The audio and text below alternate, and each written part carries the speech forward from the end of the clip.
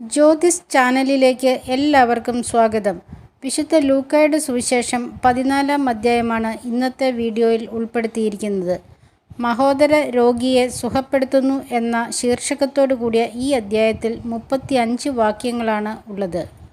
ചോദ്യം 1.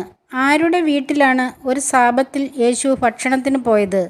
ഉത്തരം: ഒരു ഫരിസേയ പ്രമാണിയുടെ. ചോദ്യം 2. ആരാണ് ഫരിസേയ പ്രമാണിയുടെ വീട്ടിൽ ഉണ്ടായിരുന്നത്?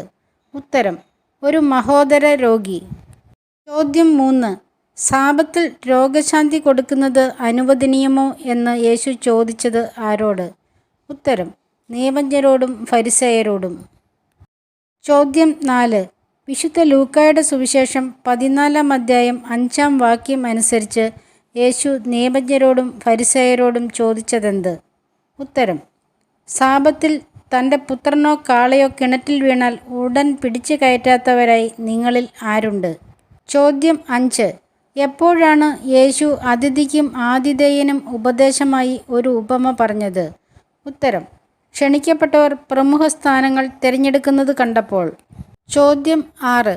ആരെങ്കിലും നിന്നെ കല്യാണ വിരുന്നിന് ക്ഷണിച്ചാൽ എവിടെ കയറിയിരിക്കരുത് എന്നാണ് യേശു പറഞ്ഞത്? ഉത്തരം: പ്രമുഖ സ്ഥാനത്ത്. ചോദ്യം 7. നീ ലജ്ജിച്ച് അവസാനത്തെ സ്ഥാനത്ത് പോയി ഇരിക്കും എപ്പോൾ? ഉത്തരം: നിന്നേക്കാൾ ബഹുമാന്യനായി ക്ഷണിക്കപ്പെട്ടവന് വേണ്ടി സ്ഥലം കൊടുക്കുക എന്ന് നിന്നെ ക്ഷണിച്ചവൻ വന്ന് നിന്നോട് പറയുമ്പോൾ. ചോദ്യം 8. നിന്നോടുകൂടി ഭക്ഷണത്തിനിരിക്കുന്ന സകലരുടെയും മുമ്പാകെ നിനക്ക് മഹത്വമുണ്ടാകുന്നതെപ്പോൾ? ഉത്തരം: അവസാനത്തെ സ്ഥാനത്തിരിക്കുന്ന നിന്നോട് ആതിഥേയൻ വന്ന് സ്നേഹിത മുൻപോട്ട് കയറിയിരിക്കൂ എന്ന് പറയുമ്പോൾ. ചോദ്യം 9.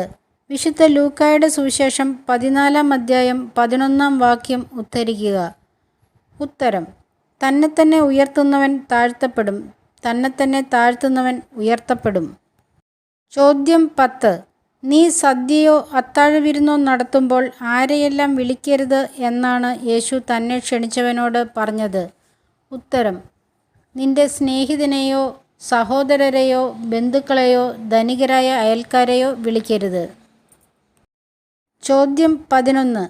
നിന്റെ സ്നേഹിതരോ സഹോദരരോ ബന്ധുക്കളോ ധനികരായ അയൽക്കാരോ നിന്നെ പകരം വിരുന്നിന് ക്ഷണിച്ചാൽ നിനക്ക് അത് എന്തായിരിക്കും?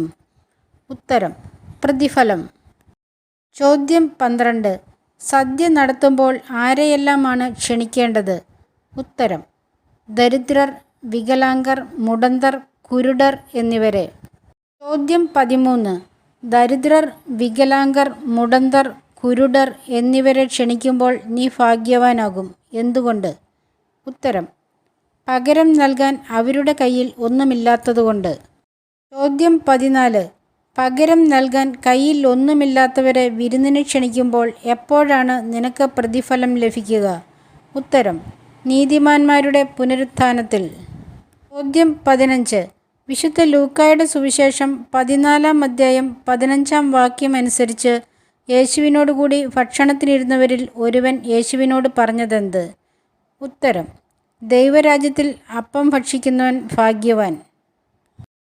ചോദ്യം 16. വലിയ സദ്യ ഒരുക്കിയവൻ ആരെയാണ് സദ്യയ്ക്ക് ക്ഷണിച്ചത്? ഉത്തരം: വളരെ പേരെ. ചാനൽ സബ്സ്ക്രൈബ് ചെയ്യാനും ഷെയർ ചെയ്യാനും ലൈക്ക് ചെയ്യാനും മറക്കല്ലേ. ചോദ്യം 17. സദ്യയ്ക്ക് സമയമായപ്പോൾ അവൻ ദാസനെ അയച്ച് ക്ഷണിക്കപ്പെട്ടവരോട് പറഞ്ഞതെന്ത്? ഉത്തരം: വരുവിൻ, എല്ലാം തയ്യാറായിരിക്കുന്നു. ചോദ്യം 18. ക്ഷണിക്കപ്പെട്ടവർ പറഞ്ഞതെന്ത്? ഉത്തരം: ഒഴികഴിവ്.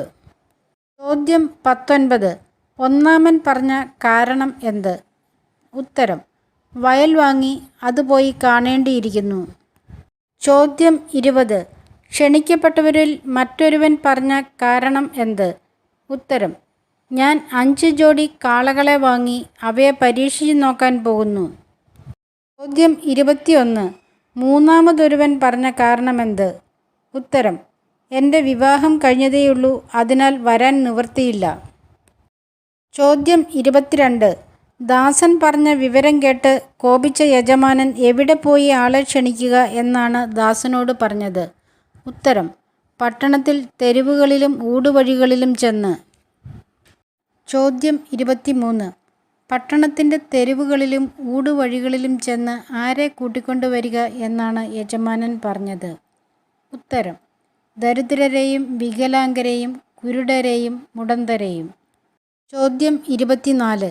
യജമാനൻ കൽപ്പിച്ചതുപോലെ ചെയ്തിട്ടും സ്ഥലം ബാക്കിയുണ്ട് എന്ന് ദാസൻ അറിയിച്ചപ്പോൾ എത്ര പേരെ കൂടി കൊണ്ടുവരിക എന്നാണ് യജമാനൻ പറഞ്ഞത്? ഉത്തരം: വീട് നിറയുവോളം ആളുകളെ. ചോദ്യം 25. എൻ്റെ വിരുന്ന് ആര് ആസ്വദിക്കുകയില്ല എന്നാണ് യേശു പറഞ്ഞത്? ഉത്തരം: ക്ഷണിക്കപ്പെട്ടവരിൽ ഒരുവനും. ചോദ്യം 26. വിശുദ്ധ ലൂക്കായുടെ സുവിശേഷം 14-ാം അധ്യായം 26-ാം വാക്യം അനുസരിച്ച് ആർക്കെല്ലാം തൻ്റെ ശിഷ്യനായിരിക്കാൻ സാധിക്കുകയില്ല എന്നാണ് യേശു പറഞ്ഞത്? ഉത്തരം: സ്വന്തം പിതാവിനെയും മാതാവിനെയും ഭാര്യയെയും മക്കളെയും സഹോദരന്മാരെയും സഹോദരിമാരെയും സ്വന്തം ജീവനെ തന്നെയും വെറുക്കാത്തവന്. ചോദ്യം 27. പൂരിപ്പിക്കുക. സ്വന്തം ഡാഷ് ഡാഷ് എൻ്റെ പിന്നാലെ വരുന്നവന് എൻ്റെ ശിഷ്യനായിരിക്കാൻ സാധിക്കുകയില്ല. ഉത്തരം: കുരിശു വഹിക്കാതെ. ചോദ്യം 28. എപ്പോഴാണ് പണിയാൻ വേണ്ട വക തനിക്കുണ്ടോ എന്ന് ആദ്യം തന്നെ കണക്ക് കൂട്ടുക? ഉത്തരം: ഗോപുരം പണിയാൻ ഇച്ഛിക്കുമ്പോൾ.